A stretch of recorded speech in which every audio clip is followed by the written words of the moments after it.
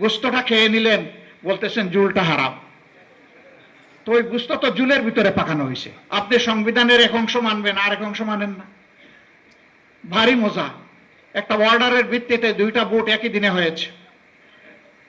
আপনি গোস্ত মানেন কিন্তু জুল খাইতে রাজি না।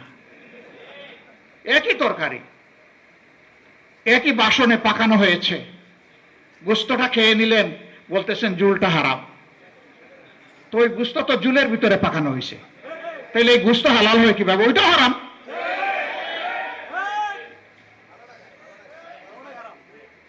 জনগণকে এত বোকা মনে করার কারণ নাই, জনগণ সব বুঝে। হ্যাঁ, আপনারা মানবেন, তবে সহজে মানবেন না, আমরা বুঝতেছি। এরকম অতীতেও কিছু কিছু বিষয় সহজে মানেন নাই, কিন্তু পরে ঠিকই মেনেছেন। আমরা নিজের জন্য, কোনো দলের জন্য এই কাঠামোগত পরিবর্তন আমরা চাচ্ছি না, সংস্কার চাচ্ছি না। আমরা 18 কোটি মানুষের জন্য চাই। গণতন্ত্রের এসেন্স, বিউটি, একটা দল সরকারে যাবে আর একটা দল বিরোধী দলে থাকবে, এই দুই দল মিলেই জাতিকে সামনে এগিয়ে নেবে। সরকার ভালো করলে সহযোগিতা করবে বিরোধী দল, যদি মন্দ কিছু করে তাহলে লাগাম ধরে টান দেবে। আমাদের নীতি তাই হবে ইনশাআল্লাহ।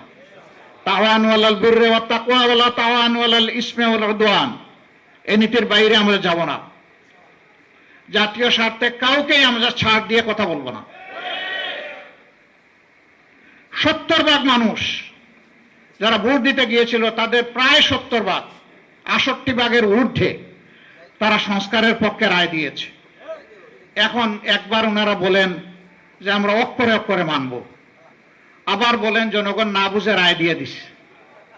আরে ভাই, জনগণ বুঝুক না বুঝুক, ভোটের অধিকারটা তার, আপনার না। ওই পাকিস্তান বাহিনী ভোটের অধিকার স্বীকার করে নাই বলে তাদেরকে চড়া মূল্য দিতে হয়েছিল।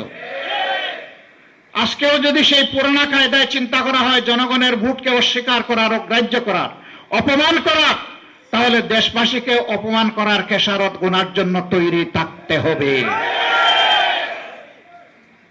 যেই দেশবাসী রক্ত দিয়ে ফ্যাসিবাদ হটানোর রাস্তা চিনে ফেলেছে, এই দেশবাসীকে আর দমানো যাবে না। কি দিয়ে দমাবেন? ফাঁসি তৈরি আছে। কি দিয়ে দমাবেন? গুলি করবেন, তৈরি আছে। কি দিয়ে দমাবেন? আবার এলাকার কায়েম করবেন, তৈরি আছে। কিন্তু বলে দিচ্ছি, ওই জীবনের বিনিময়ে সব ফাঁসি, এই ধরনের মতলবী বিচার ব্যবস্থা এবং আয়নাঘর সব গুলিয়ে দেওয়া হবে ইনশাআল্লাহ। আর এগুলো কায়েম করতে দেওয়া হবে না। জনগণের অধিকারের সাথে যারাই ছিনিমিনি করবে, তাদের সাথে আমরা কোনো আপোষ করব না।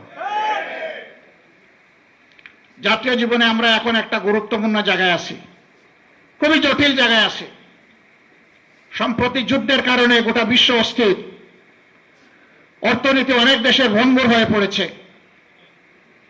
জ্বালানির অভাবে অনেক দেশ কুড়িয়ে কুড়িয়ে হাঁটছে। অবশ্য আমরা জ্বালানিতে খুবই সমৃদ্ধ, কারণ আমাদের মন্ত্রী মহোদয় বলেছেন কোনো কিছুর আমাদের অভাব নাই। এই অভাব না থাকার কারণেই কয়েক কিলোমিটার একটা পাম্পের সামনে এখন সারি সারি লাইন।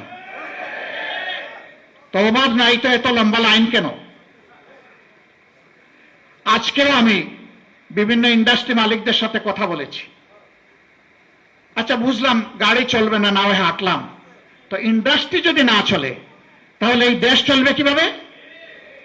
সেই ইন্ডাস্ট্রির চাকা ঘুরতে হলেও তো আমার জ্বালানি লাগবে। এ পরিস্থিতি সৃষ্টি হওয়ার সাথে সাথে বলেছিলাম বিকল্প সন্ধান করুন। আজকে বলবো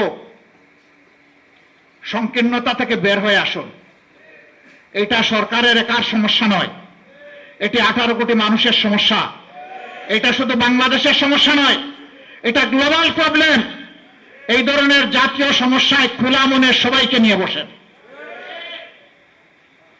আমরা প্রস্তুত সব দিক থেকে সহযোগিতা করতে, যতটুকু সম্ভব।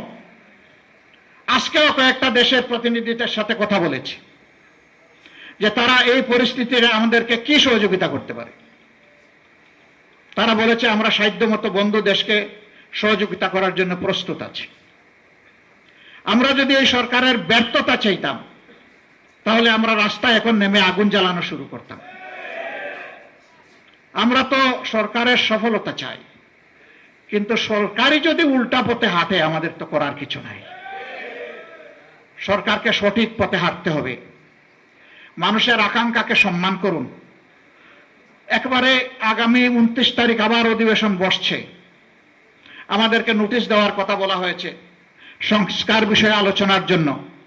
আমরা সুযোগ দিয়ে বলতে চাই, নোটিশের অপেক্ষা না করে অধিবেশন বসার সাথে সাথে ঘোষণা দিন যে আমরা তা আপাদমস্তক যেভাবে সাইন করেছি ওইভাবে বাস্তবায়ন করব। আসুন এখন বাস্তবায়ন প্রক্রিয়া নিয়ে আমরা আলোচনা করি। সংসদ আমরা প্রস্তুত, খোলা মন নিয়ে প্রস্তুত, কিন্তু এইটা নিয়ে যে কোনো ধরনের কালক্ষেপণ টালবাহানা আমরা মানব না। যদি সংসদে তার সমাধান হয় আলহামদুলিল্লাহ, না হয় এই রাজপথ আমাদের পরিচিত। আমরা প্রথমে এই রাজপথ চাই না, আমরা চাই সকল কর্মকাণ্ডের কেন্দ্রবিন্দু হোক সংসদীয় গণতন্ত্রে মহান জাতীয় সংসদ।